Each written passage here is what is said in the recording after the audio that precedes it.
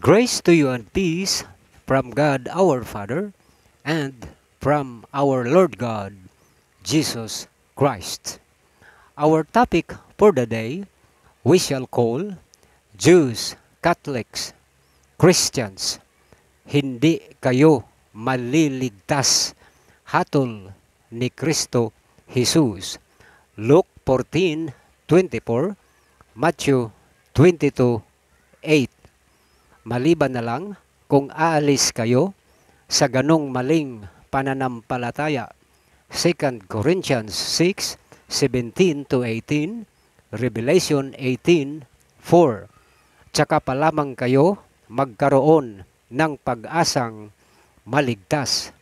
At kung kayo na iniugnay na ang mga sarili sa pangalan ni Kristo Jesus ay di pa rin maliligtas, lalo na kayo na hindi kumikilala sa Panginoong Hesus Kristo. 1 Peter 4:17-18. Particularly the Muslims and Arab countries and all other religions. On account na hindi nga kilala ng mga Hudyo ang Diyos na tinutukoy sa Biblia, si Yahweh na mismo ang nagkatawang tao bilang si Kristo Jesus. Sa makatuwid bagay, si Yahweh at si Hesus Kristo ay one and same person.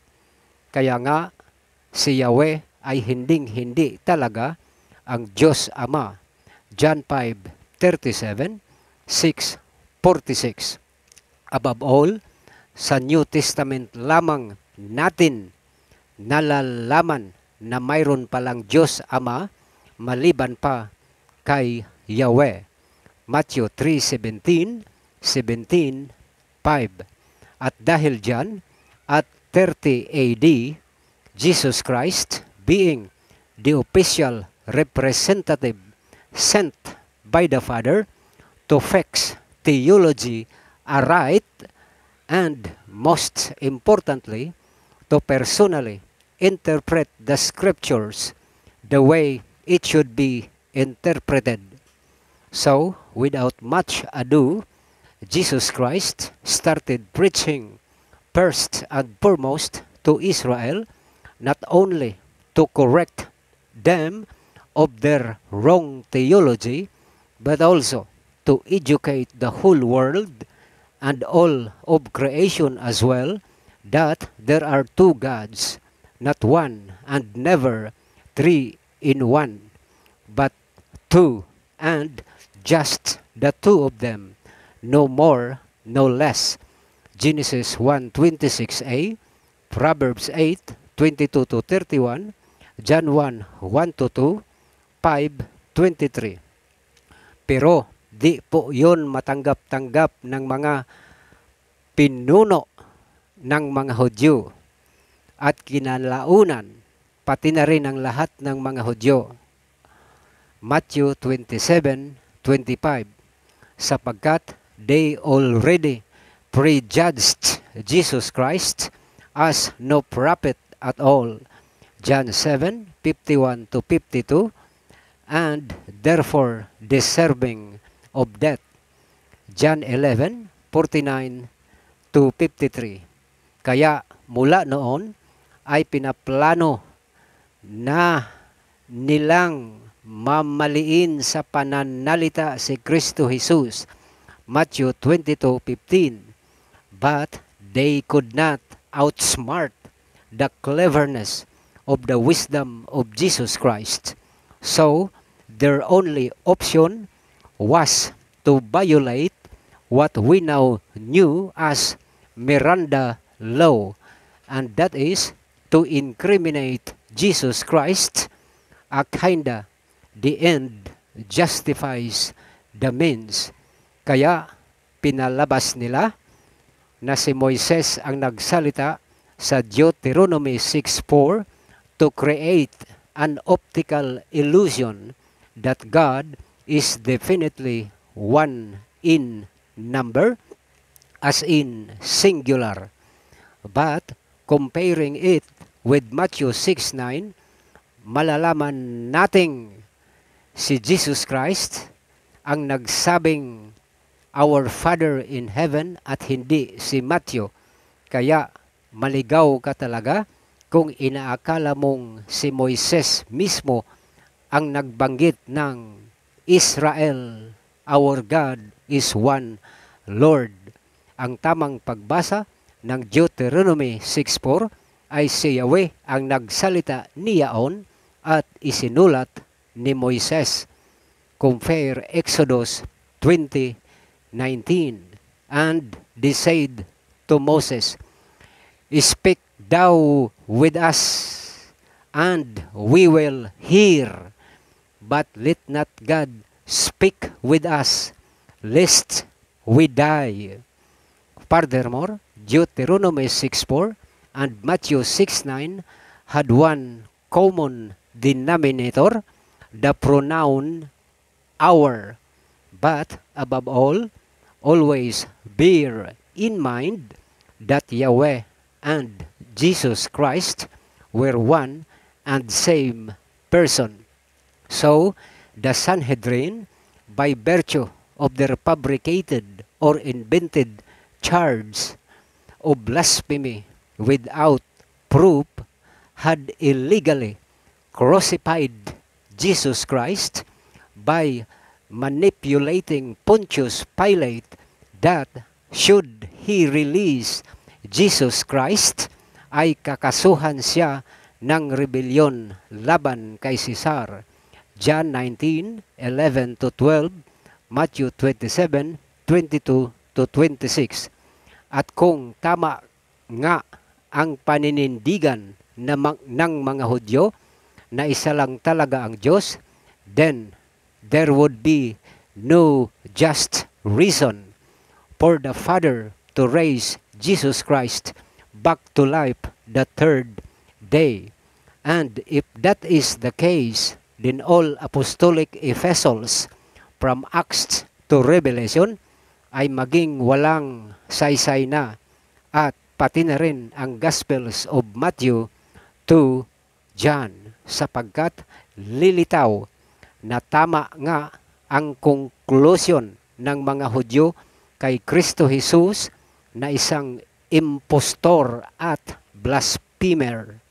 And theology-wise, ang kaligtasan ay sa pamamagitan lamang sa pag-anib sa Judaism religion. And more so, magiging tama ang pag-asa ng mga Hudyo na ang Mesyas ay darating pa lamang upang itayong muli ang Temple of Jerusalem at ang kaharian ni David. But that is not the case. Jesus Christ's resurrection was an infallible proof of the Father's pagsang-ayon sa ipinapangaral ng Panginoong Hesukristo na siya at ang Ama ay ang dalawang Diyos who are jointly sharing one and same Godship. In short, Israel was the first to be introduced that there are two gods as a prerequisite for salvation. But nonetheless, they too were the first people to reject it and insisted on their own deceived understanding that there is only one God. At 33 AD, as recorded in Acts 2, ipinagpatuloy ng mga apostol upon the empowerment of the Holy Ghost to include Paul as an apostle to the Gentiles, who was commissioned personally by the resurrected Jesus Christ, the former Yahweh, the God of the Old Testament, ang ipangaral minsan pa ang original preaching or the real meat of Jesus Christ's message to all of humanity, that indeed there are two gods at hindi isa.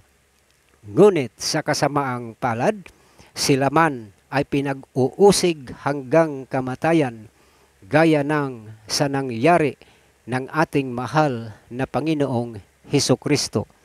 At 50 AD, per account of Acts 15, ang ilan sa mga believers ay nagbabalak ng bumalik sa Judaism. And when Paul died at 65 AD, karamihan sa God's flock ay naghaka-haka na ng sarili nilang monotheistic belief.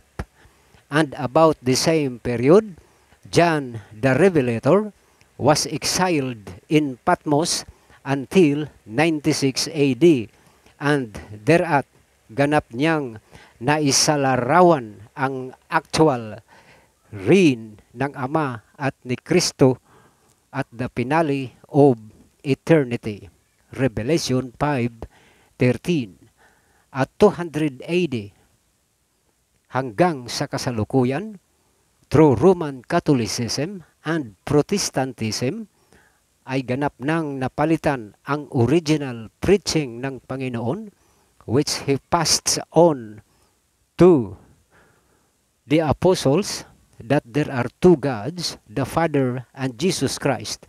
At gaya ng mga Hudyo, ay naninindigan ang mga Kristiyano na isa lang talaga ang Diyos, at ito'y tinatawag nilang Triune God. Isang Diyos, ngunit tatlo ang kapahayagan, Ama, Anak, at Espiritu.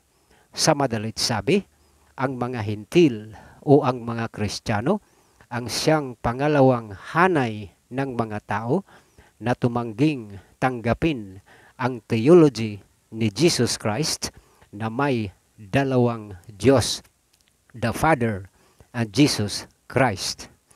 Kaya tanong ko sa inyong lahat ngayon, saang langit naghahari ang pinangangalandakan ninyong isang Diyos, sapagkat sa Revelation 5:13, ang Ama lang at si Kristo ang kapwa ni luluwalhati, dinadakila at sabay na sinasamba doon bilang mga Diyos.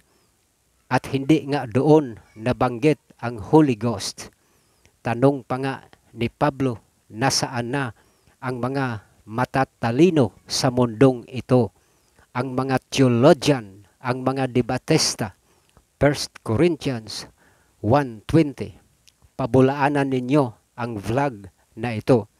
Sa madalit sabi, sa ating panahon, ang kaligtasan ay wala sa relihiyon at wala rin sa church.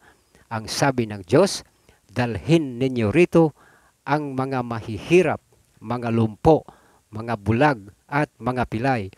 At dahil marami pang bakante, dagdag ng Panginoon, pilitin mong pumarito ang sinumang makita mo upang mapuno ang aking bahay.